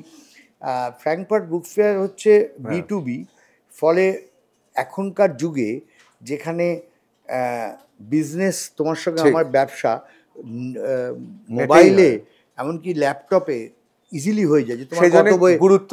সেই জন্য ফ্র্যাঙ্কফুর্ট বুক ফেয়ার, যেটা নাম্বার 1 বুক ফেয়ার ছিল, হিউজ, প্রায় 7,500-8,000 পার্টিসিপেন্ট। আসলে তো পৃথিবীর সবচেয়ে বড় বড় বিজনেস ডিল, অনুবাদের সমস্ত বিক্রি, এভরিথিং এখন সবটাই অনলাইন হয়ে গেছে, বিশেষত আফটার কোভিডে যে 2 বছর মেলাগুলি গ্যাপ হয়েছে, তখন সবাই নেটে, মানে ভিডিও কলিংয়ে, ভিডিও চ্যাটিংয়ে, গুগল মিটে তারা এই বিজনেস ডিলগুলো করে নিয়েছে। তৃপ্তা, ব্যাপারটা হচ্ছে কি, শিয়ালকে ভাঙা বেড়া দেখালে সে তো সেখান দিয়ে টপকাবেই। আপনি এমন একটা প্রসঙ্গ তুলে ফেললেন, আমাকে এই প্রশ্নটা করতে হচ্ছে, রাগ করবেন না। সেটা হচ্ছে আপনারা শুধুমাত্র বই বিক্রির দিকে এবং খাবার স্টল থেকে শুরু করে মানুষের আমোদ প্রমোদের একটা দারুণ জায়গা করেছেন, এ বিষয়ে কোনো সন্দেহ নেই এবং কিছু বলারও নেই। তার কারণ আমার নিজেরও সেই পরিবেশটা অনবদ্য লাগে।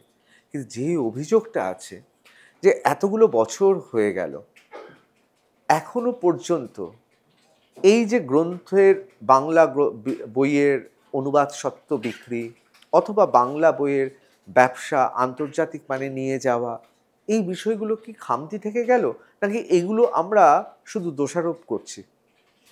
তা কেন, কিন্তু এখন তো ব্যাপারটা খুব বেশি মাত্রায় হচ্ছে। বাংলা বইয়ের প্রচুর এডিশন জার্মান ভাষায় বেরিয়েছে।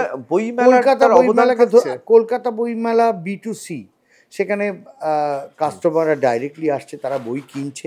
আমাদের এখানে এই যে জার্মানি এবার আসছে, জার্মানি একটা পাবলিশার্স গ্রুপ আসবে, তাদের সঙ্গে আমাদের পাবলিশার্স যারা আছেন বাংলার, তাদের কথা হবে, আলোচনা হবে। পরে ওটা, যেমন ধরো আমি তোমায় বলছি, আমরা রাশিয়া যেবার ফোকাল থিম কান্ট্রি হয়েছিল, রাশিয়ার প্রায় 7-8টা নতুন বই আমরা বের করেছি। স্পেন যেবার ফোকাল থিম কান্ট্রি, আমরা মানে আমি নই, আমি বলছি বাংলায় অবশ্যই। স্পেন যেবারের ফোকাল থিম কান্ট্রি, সেবারও প্রচুর বেরিয়েছে। এবার গত বছর ছিল ইউকে তো সবচেয়ে বেশি বই বাংলা অনুবাদ, শুধু না বাংলা রাইট, বাংলা বলছি মানে ইন্ডিয়ান রাইট কিনেছে। তো এগুলো এবার জার্মানির ক্ষেত্রে হবে। এখন তো ব্যাপারটা তোমার মানে পার্সোনালাইজড নয়, এখন তো তুমি ডিজিটালিও তোমার কাছে এই পৌঁছতে পারছি, ফলে ডিজিটালি আলোচনার মাধ্যমে কেনা বেচা চলছে। কিন্তু বই কেনাটা, বই দেখা এবং বই কেনাটা যে কতটা গুরুত্বপূর্ণ, সেটা কিন্তু কলকাতা বুক ফেয়ার প্রমাণ করে দিচ্ছে। তার জন্য বাঙালি পাঠকদের আমাদের ধন্যবাদ দিতে হবে যে তারা এই বইয়ের মন্দার যুগেও, লোকে বলে এটা কি বই পড়ে না, তারপরেও লক্ষ লক্ষ মানুষ কেন ভিড় জমায়। অনেকে বলে হিসেবটা নাকি একটু ফোলানো ফাঁপানো। একেবারেই নয়, আমি আমার নিজের সেল যতটা, তাতে আমরা যা হিসেব করি একেবারেই ফোলানো ফাঁপানো। অনেকে বলেন ছোটরা আর বাংলা বই পড়ে না, বাজে কথা বলে, আমি বিশ্বাস করি না। কিন্তু এটা তো ঠিক যে পৃথিবীর অন্যতম আমি বলবো একেবারে এই রকম জাত পৃথিবীতে আর কোথাও নেই যেখানে বাবা মা খুব গর্ব অনুভব করে যে তার ছেলেমেয়েরা বাংলাটা ঠিক পড়তে পারে না, বাংলাটা আসেন না। তাও এটা আরবান ক্লাসের একটা শ্রেণীর মধ্যে। তুমিও গেছো, তুমি দেখেছো মফস্বলের মানুষদের মধ্যে বাংলা পড়ার কি ক্রেজ রয়েছে। এবং এই যে তোমার কলকাতা বইমেলায় যে মানুষ আসেন, খুব সোজাসুজি তোমায় বলছি ঋতব্রত, মানে 70% মফস্বল সাবাব থেকে আসেন, যারা সত্যি সত্যি বাংলা বইয়ের জন্য লাইন দেন প্রত্যেক বছর। নাহলে আমরা এতদিন টিকে আছি কী করে বাংলা বই প্রকাশ করে, ভালোভাবেই তো টিকে আছি। সুতরাং বাংলা বই না পড়লে তো এটা হতো না, পড়ে। তার মানে আমরা তবে চুজি হয়ে গেছে মানুষ, মানুষের হাতে সময় কমে গেছে। মানুষ এই মোবাইলটাও দেখবে, ফেসবুকও দেখবে, ইউটিউবও দেখবে, আবার ওটিটি প্ল্যাটফর্মও এনজয় করবে। এই যে আমাদের মেয়েরা দাঁড়িয়ে আছে, এরা ওটিটি প্ল্যাটফর্ম মুখে বলে দেবে কোনটা হিন্দি, কোনটা বাংলা, কোনটা ভালো। তো ওরা তো সবটাই করবে। বইয়ের ওরা জায়গায় ভার্চুয়াল জগতেই বেশি থাকে, ওরা বইয়ের জগতেও থাকে যখন যেটুকু সময় পায়। ওদের প্রত্যেকটা মানুষের সেট করা আছে।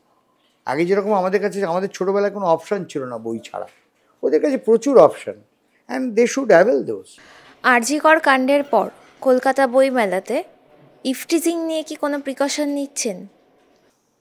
বইমেলা সম্পূর্ণ অন্যরকম পরিবেশ।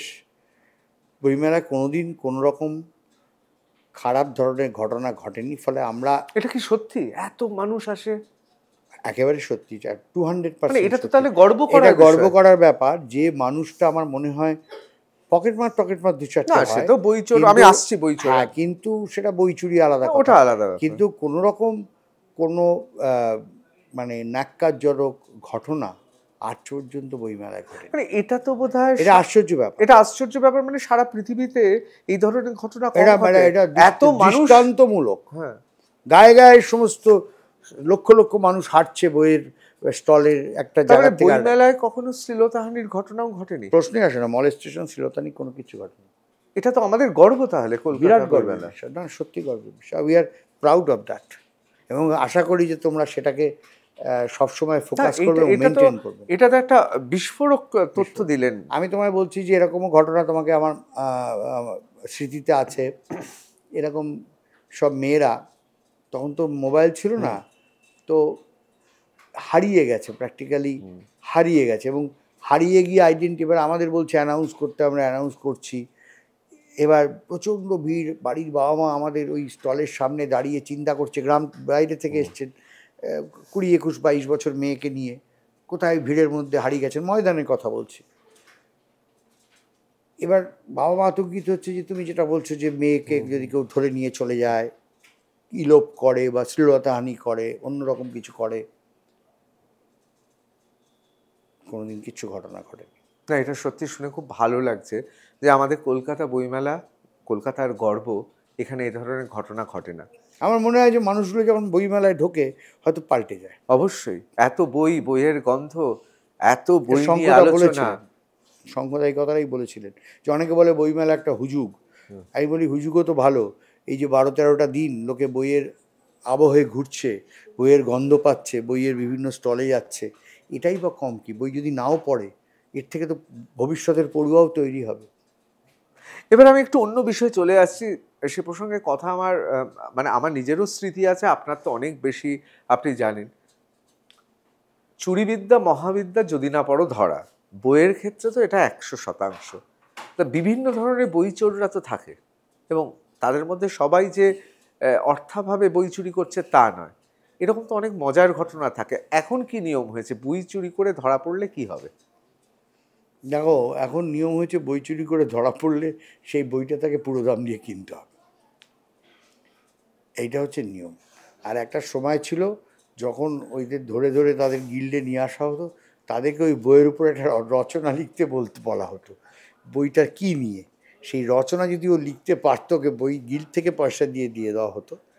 আর যদি তারপর দেখা গেল এত লোক রচনা লিখছে, হ্যাঁ, যে ফতুর হয়ে যাবে। ছিল একজন আমাদের ছিলেন, তিনি এই পুরো ব্যাপারটাকে দেখতেন, তিনিও চলে গেছেন, মানে মারা গেছেন। আমরাও আর ওই ঝুঁকিটা নিই না। এখন বই চোর ধরা পড়লে তাকে বলা হয় আপনি পুরো দাম দিয়ে কিনে নিন। এ তো মানে দেখো, বই চুরি যারা করে না তারা ততটা পড়ুয়া নয় বলে আমার মনে হয়।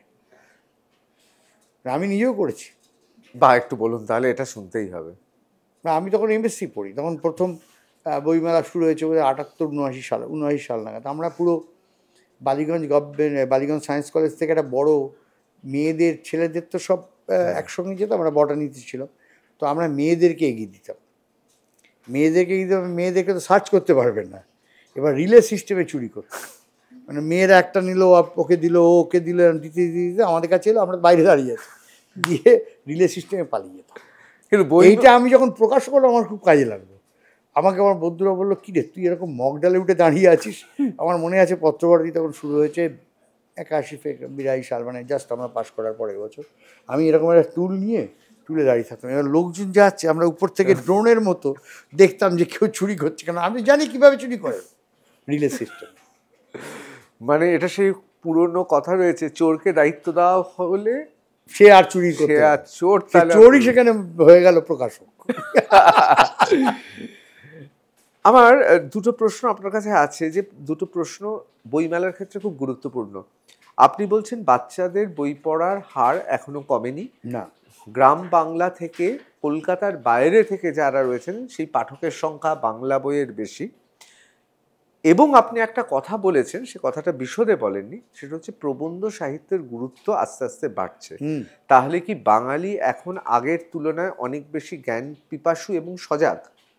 না, বাঙালি সিরিয়াস হয়েছে। জ্ঞান পিপাসু বলবো না, জ্ঞান পিপাসু তো তুমি ইন্টারনেট থেকে, গুগল থেকে সব কিছু পেয়ে যাবে। ইনফরমেটিভ লিটারেচারের যুগ শেষ হয়ে গেছে। ধরো একটা সময় আমাদের প্রচুর বই ছিল, সিরিজ ছিল, মহাকাশ, সমুদ্র, এবং সেগুলো প্রচুর বিক্রি হতো। কিন্তু যেই মুহূর্তে ইন্টারনেট এসে গেছে সেই মুহূর্তে সেই বিক্রিগুলো গুগল যারা সব বলে দিচ্ছে, শুধু যারা। দুটো জিনিসের ক্ষেত্রে বোধহয় খুব কমে গেছে, একটা হচ্ছে পর্নোগ্রাফিক সাহিত্য নেই, এবং আরেকটা হচ্ছে এই রকম ইনফরমেশন বা তথ্য, দুটোই শেষ। আমরা তো এইরকমও দেখেছি, পুলিশ এসে আটকে দিয়েছে। আমি নাম, তুমি সেসব পুরনো ঘটনা বলো না, সেই কালো বোরখা পরে। হ্যাঁ হ্যাঁ হ্যাঁ, আমি কারোর নাম বলছি না, কিন্তু খাঁচায় রয়েছে। খাঁচায় না, স্টলের মধ্যে। না না, কিন্তু করা হয়েছে খাঁচা। ছিল তুর্কি হারেমের বন্দিনী, এইসব মনে আছে? এসব বইয়ের নাম সবারই মনে থাকে। হ্যাঁ, সে একটি মেয়েকে নিয়ে আসা হয়েছিল মডেল করে। হ্যাঁ হ্যাঁ হ্যাঁ, তাকে দেখার জন্য কি ভিড়, এবং এই বাচ্চারা দেখে শুনে আনন্দিত হবে, যারা বুড়ো বুড়ো লোকরা এইখানে বই ঢাকা দিয়ে লাইনে দাঁড়িয়েছে বই কিনবে বলে। আমরা সেটা আবার দেখছি, তোমার মনে আছে? অবশ্যই, তুমি উপর থেকে সেই চোঙা নিয়ে দাঁড়িয়ে আছো, আমরা ছবি তুলছিলাম, তাতে অনেকে চটেও গিয়েছিলেন। তার কারণ ওপরে তো আর ছাতা দিতে পারছে না, বই তো ঢাকা এখানে।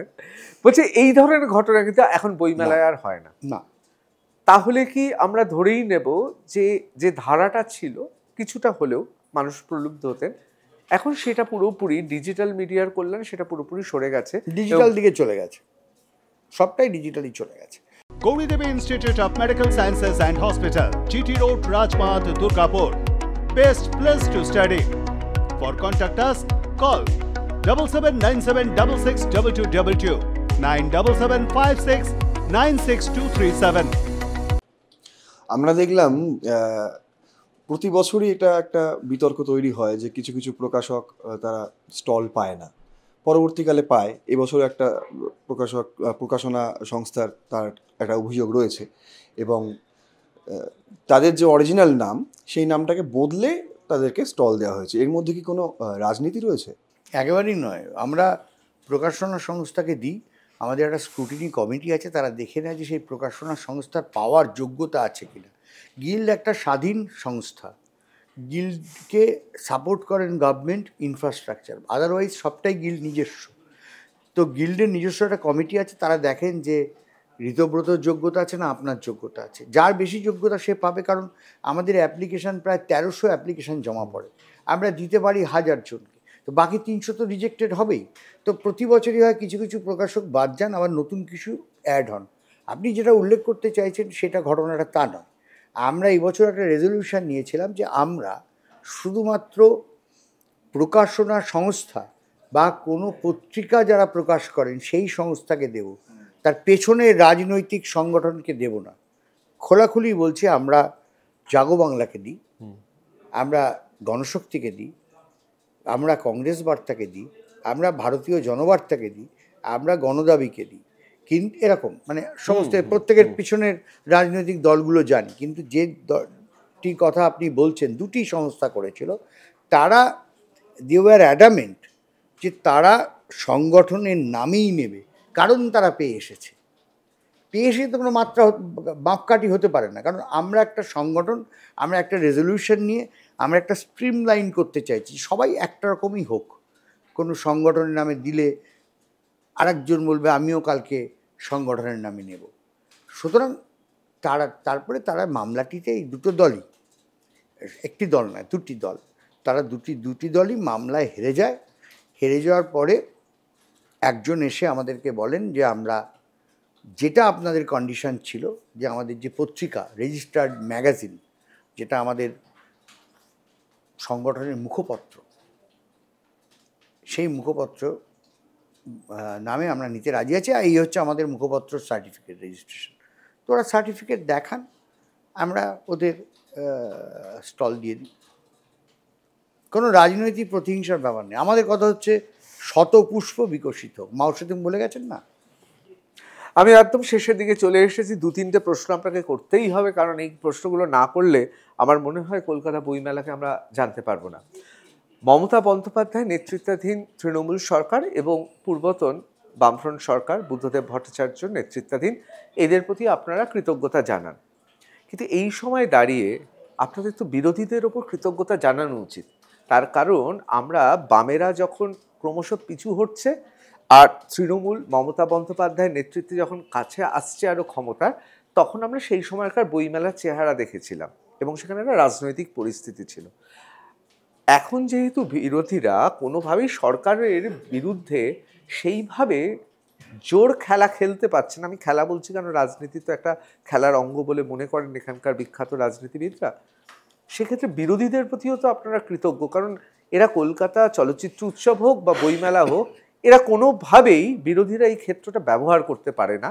তারা যেহেতু বিরোধিতায় 100-0 কম পায়, সব বিরোধী 3জনকেই বলছি, গেরুয়া, লাল এবং ওই তেরঙা, মানে আমার জাতীয় পতাকা না, পুরনো দলটা, তা এরা যেহেতু বিরোধিতা করতে পারে না, সেই জন্য বোধহয় আপনাদের এদের প্রতিও কৃতজ্ঞ থাকা উচিত যে আপনারা নিশ্চিন্ত যে এখানে কেউ বিরোধিতা করতে পারবে না। রাজনৈতিক আলোচনা করছো কেন? কিন্তু রাজনৈতিক আলোচনার জায়গায় নয়, আমরা তো মুখপত্র নিয়ে আলোচনা করছি, আবার রাজনৈতিক নিয়ে তো কোনো আলোচনা করা উচিত নয় না, কিন্তু বিরোধীদের প্রতি বিরোধী আবার কি? আমাদের বইমেলার সবাই পক্ষে, বইমেলার কোনো বিরোধী নেই তো। বইমেলা কিন্তু তোমার আমার সব দলের, সব তাদের মুখপত্র। বইমেলা কিন্তু বই, রাজনীতির জায়গা নয়, ফলে আমাদের কোনো বিরোধী নেই। বাহ, এত সুন্দর এইটা পাশ কাটিয়ে গেলেন, কিন্তু খুব সুন্দর কথা বললেন। সত্যি যদি সেটা হয়, এর থেকে ভালো তো কিছু হয় না। বইমেলাতে পুলিশ থাকে, এবার কত সাদা পোশাকের পুলিশ থাকছে আরজিকর পরবর্তী পরিস্থিতিতে বলতে পারবো না, এটা সরকারকে জিজ্ঞেস করা উচিত। কোথাও কি মনে হচ্ছে বাড়তি একটা স্নায়ুর উপর চাপ পড়ছে আপনাদের আরজিকর পরবর্তী পরিস্থিতিতে? আমরা যখন ওই ঘটনাটা আরজিকরে ঘটেছিল, নিন্দনীয় যে ঘটনাটি, সেই সময় তোমার নিশ্চয়ই মনে আছে যে আমাদের তখন নন্দন চত্বরে আমরা শুরু করতে চলেছিলাম বই বাজার, শারদ বই বাজার, and it was immensely successful. মানে আমি বলছি যে দুটোকে এক জায়গায় রেখে লাভ নেই। তোমার একটা ঘটনা, একটা অত্যন্ত নৃশংস নির্মম ঘটনা কোথাও না কোথাও ঘটে গেছে, তার সঙ্গে বই পড়াটাকে সংযুক্ত করার কোনো জায়গা নেই। দুটো চরিত্র, চেহারা, পরিবেশ, পরিস্থিতি সবটা আলাদা। অনেকে বলছেন এবার নাকি বইমেলাতে সব প্রকাশকদের পুস্তক পরিচয় দিতে হচ্ছে, অর্থাৎ কোন বই তারা বিক্রি করবেন। না না না, একেবারেই নয়, তারা একেবারেই দিতে হচ্ছে না। তাহলে তো তোমার ভাষায় তুমি রাজনৈতিক দলের মধ্যে নিয়ে যাচ্ছে যে যারা যারা এবারে স্টল পেয়েছে তারা তো কেউই স্টল পায় না। এদের ভয় নেই। না না, ধরুন এই যে আপনি যে রাজনৈতিক দলগুলো বললেন, আপনার মনে হয় এদের ভয় আছে? কিন্তু ভয় তো তাকে করে যাকে কেউ চেনে না। আরজিকরকে ভয় করে? না না না না, তার সবাই সবাইকে চেনে। ওটা তোমার সঙ্গে আমি সম্পূর্ণ অন্যদিকে রয়েছি। সবাই সবাইকে এই বইমেলায় চেনে। বইয়ের প্রতি বা বই কোনো বিক্রির প্রতি, যদি না সেটা দেশ বিরোধী, যদি না সেটা পর্নোগ্রাফি হয়, যেটা আমাদের কনস্টিটিউশন, সংবিধান বিরোধী যদি বই হয়, প্রশ্ন আলাদা। তাছাড়া তার মানে এখনো মুক্ত চিন্তার সম্পূর্ণভাবে শুধুমাত্র তোমার আমাদের অডিটোরিয়ামে যেটা আমাদের জুরিসডিকশনে, সেই অডিটোরিয়ামে কোনো রাজনৈতিক সভা, কোনো রাজনৈতিক সেমিনার আমরা পারমিশন কোনো দিনই দিইনি। এবছর আমরা আরও সতর্ক হয়ে দেখছি। তুমি তো বই প্রকাশের জন্য বইমেলা এসছো, তুমি আরজিকর কাণ্ড নিয়ে আলোচনা করার জন্য তো আসোনি, বা বাংলাদেশ আর ভারতের জিওপলিটিক্যাল নিয়ে আলোচনা করার জন্য তো আসোনি, বা ইসরায়েল কেন বোমা ফেলছে প্যালেস্টাইনে, লক্ষ লক্ষ ছেলে মেয়ে মরে যাচ্ছে, তার জন্য তো তুমি এখানে আসোনি। তুমি যে জন্য এসছো সেই কাজটা করো, বইটা পড়ো, বই কেনো, বই পড়ো, বই নিয়ে কথা বলো। অবশ্যই। আসলে বই এমন একটা বিষয়, আজকে আপনার সঙ্গে এতক্ষণ আলোচনা করে কথা বলে যেটা ভালো লাগলো, যেটা আমার মনে হয় সবচেয়ে বড় কথা, যে বই এমন একটা বিষয় যেখানে আজ পর্যন্ত অপ্রীতিকর কোনো ঘটনা ঘটতে পারে না। তার কারণ অপরাধীরা বোধহয় বইমেলাতে ঢুকলেও অপরাধ করতে ভুলে যান। আমরা সবাই তাকিয়ে আছি জার্মানির দিকে। জার্মান সাহিত্য, গয়েটে থেকে শুরু করে, হাইডেনের পাশ্চাত্য সঙ্গীত থেকে শুরু করে, ব্রেস্টের নাটক থেকে শুরু করে, একের পর এক বিভিন্ন উপন্যাস, গল্প, কবিতায় আমরা ভেসে যাব। এবং সর্বোপরি জার্মান থিঙ্কার, অর্থাৎ জার্মান সেসব বিদ্বজনেরা তো আছেনই। আমার মনে হয় এবার জার্মানি সত্যি, আমার নিজের জীবনে জার্মান ওয়ার্ল্ড কাপ খুব গুরুত্বপূর্ণ, কারণ প্রথম বাংলা টেলিভিশনে আমরা জার্মানির ওয়ার্ল্ড কাপ কভার করতে গিয়েছিলাম। নিশ্চয়ই। সুতরাং এবার জার্মানিটা মানে কয়েক দিনের জন্যে কলকাতা বইমেলা, সল্টলেকের মতো অপূর্ব সুন্দর উপনগরীতে বোধহয় জার্মানি নেমে আসবে। নিশ্চয়ই। শীতটা শুধু চলে যাচ্ছে বইমেলা, এটাই বোধহয় একটু কষ্ট। অসংখ্য ধন্যবাদ Thank you. ত্রিদীপ দা এতক্ষণ সময় দেওয়ার জন্য। থ্যাংক ইউ সবাইকে, অসংখ্য ধন্যবাদ তোমাদের সকলকে।